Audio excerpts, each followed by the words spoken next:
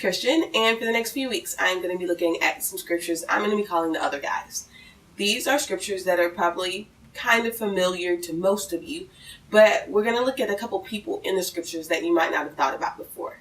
So today we're going to start with John chapter 4, starting at verse 1. The Pharisees heard that Jesus was winning and baptizing more disciples than John. Actually, Jesus himself did not baptize anyone, only his disciples did. So when Jesus heard what was being said, he left Judea and went back to Galilee.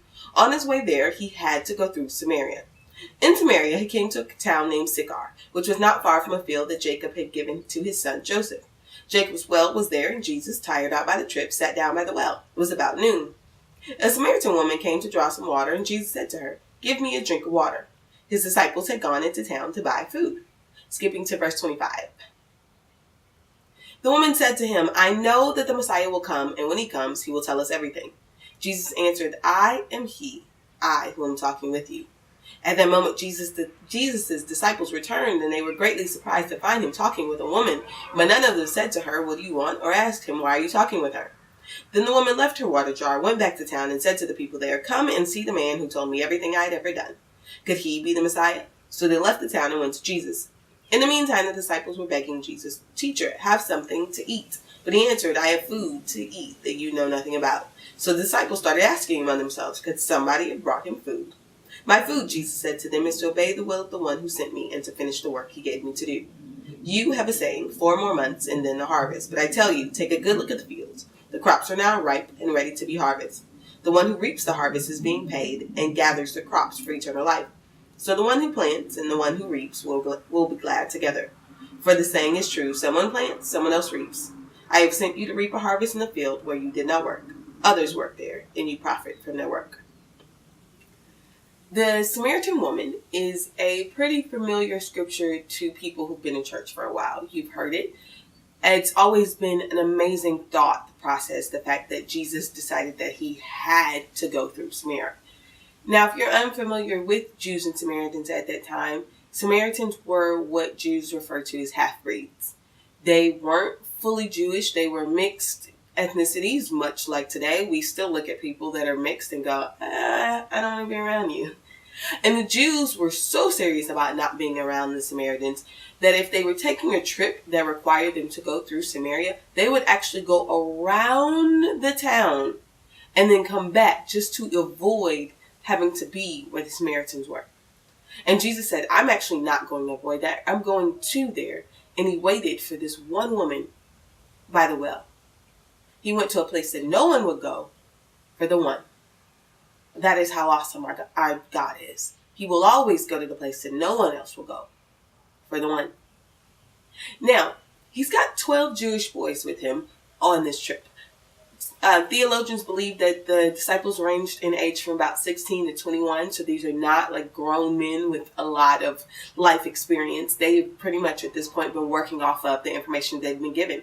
And up till now, they've been given Samaritans bad, women bad, and now they're looking at a Samaritan woman. And Jesus walked up to her and was just like hanging out, having a conversation.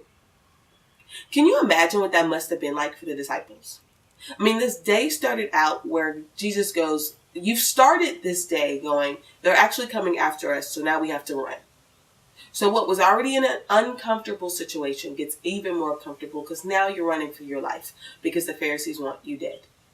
They want you dead because you've actually been baptizing people and Jesus getting the credit for it. So right now, the world's looking at you. You take this uncomfortable situation and you run, and Jesus goes, "Yeah, we're going to have to leave here." He goes, "We're going to go through Samaria." I'm sorry, what? You want me to go where? We don't go there.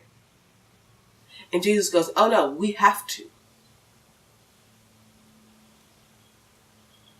I started this day doing what you told me to do, which now has me running for my life. And now you want to take me to a place that I've always been told not to go? I think sometimes as Christians, we find ourselves in this situation. You're going, this was already an uncomfortable situation. And then you go, "God, what do you want me to do?" And then moving on what you believe that God has asked you to do, he takes you to a more uncomfortable place. God, I was already uncomfortable. And I was trying to trust you and do what I thought you were telling me to do. And things got worse. So now they go there. They're in Samaria. And Jesus goes, go find me some food. Now, this sounds like this would be an easy statement, right? Except you're going to a place that everybody's going to look at you and go, why are you here? What are you doing here? You don't belong here. We hate you because you don't like us.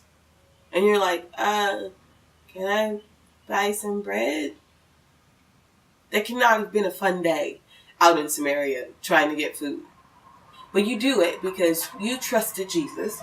And you finally get food. You come back and you go, here, Jesus, eat. And he goes, yeah, I'm good. I'm not hungry. And you're like, did somebody already feed you? Did you seriously just put me through a terrible day where people looked at me and hated me? And you're going, oh, I actually don't even need it. Don't worry about it. But Jesus goes, actually, I let you go through what was an uncomfortable day because I'm inviting you into a harvest that's already been planted on your behalf. Could it be those uncomfortable moments for you in your life right now where God has sent you out somewhere and you go, I'm only here because I trusted you? He's going, I actually allowed you to go into that uncomfortable moment, which got more uncomfortable because I need you to see the next stage of your life that I've planned for you. Could it be that the girl at your school or at your job that nobody talks to, God has a plan for her life and he's going, I need you to go talk to her. Could it be that the people in the community group that's on the other side of town where you live that nobody goes to, God is going, I need you to go over there. Is there something in your life where you go, God, I trusted you and this uncomfortable situation got even worse? May it be that you, as his disciple on this earth, he's going, yeah, I'm inviting you into the next stage of your life. There's a harvest ready for you that people have been praying for, people have been planting into, people have been sowing seed into. And it's going to be reaped in you. But I need you to see a different people, a different community, a different ethnicity, a different way of living that is not right for you, that is not normal for you. Because that's who I want to work in. Love you.